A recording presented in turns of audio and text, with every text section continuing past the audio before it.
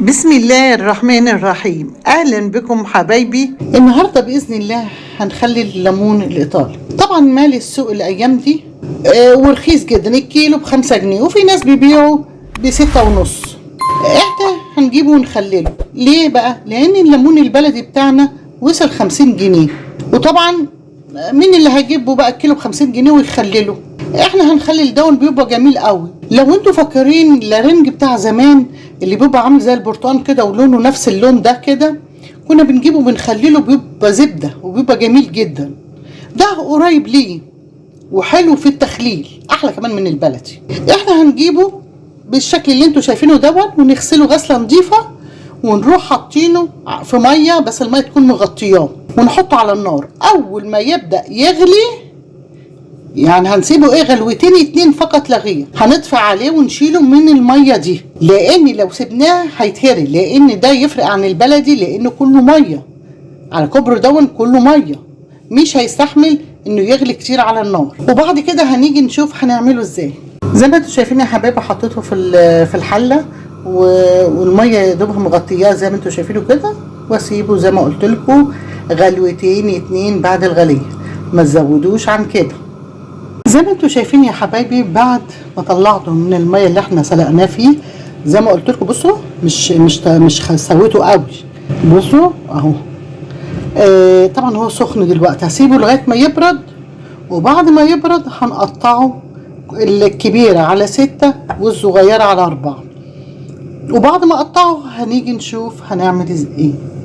زي ما انتوا شايفين يا حبايبي، هروح جايبه الواحده واسمها نصين كده. طبعا الليمون ده بيبقى كله ميه من جوه، اي حاجه تنزل منه دي هنحطها معانا واحنا بنخليه. هنجيب المقص لان السكينه هتخليه يصفي ميته، وهنروح قصينه بالشكل ده كده، ونقطع الواحده الكبيره قطع كده اهو،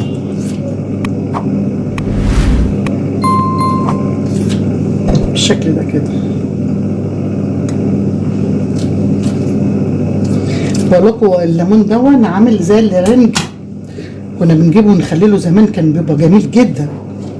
ده يشبه له، بس دقه بيبقى من البرتقال ودون من الليمون.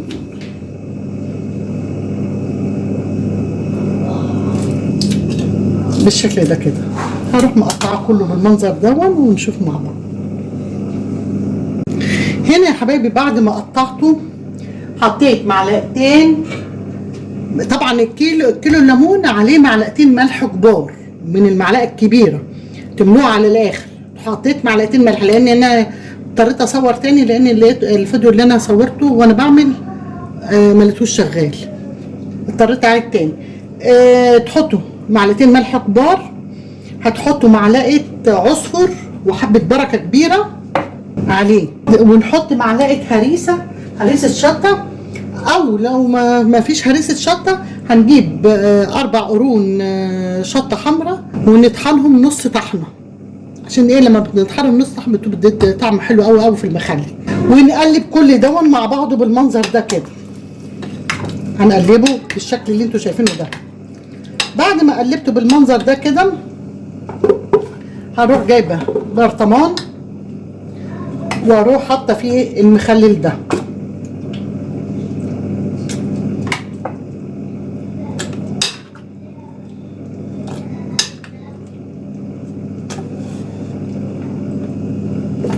طبعا الليمون عشان كبير وبتاع كله ميه، هينزل ميته، وانت بتقطعوه هينزل ميته في قلب الطبق ده كله. برضو هنحطه في قلب البرطمان، وزي ما بقول لكم كده، لو جبت القرون الفلفل وطحنتوها نص طحنه تبقى شكلها جميل قوي قوي في المخلل.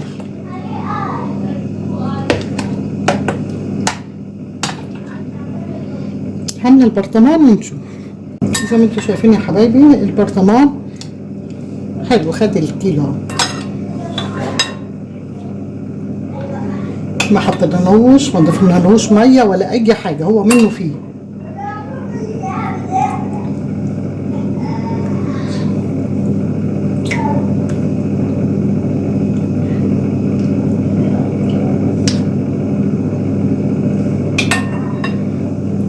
كويس، جه على قد البرطمان.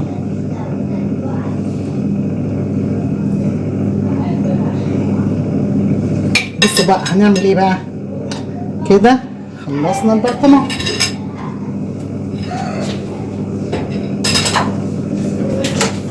هنروح جايبين طبقة زيت على الوش كده، حبة زيت كده على الوش اهو، بس كده.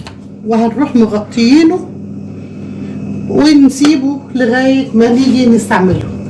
بس وانتوا بتغطوه هتجيبوا كيس تلاجة بالشكل ده كده، تطبقوا على 4 ونروح حاطينه كده ونغطيه غطا، ونغطيه كويس، نحكمه كويس علشان ما ندخلوش اي هواء، ويفضل لغايه ما تيجوا تستعملوه. انا الصراحه عملته بالطريقه اللي انتوا شايفينها دي، واخليه فاضل على رمضان. كل سنه وانتم طيبين. شهر وكم يوم كده هخليه على رمضان، هيبقى مستوي ويبقى زي الفل وجميل. يا رب يعجبكم. السلام عليكم ورحمه الله وبركاته.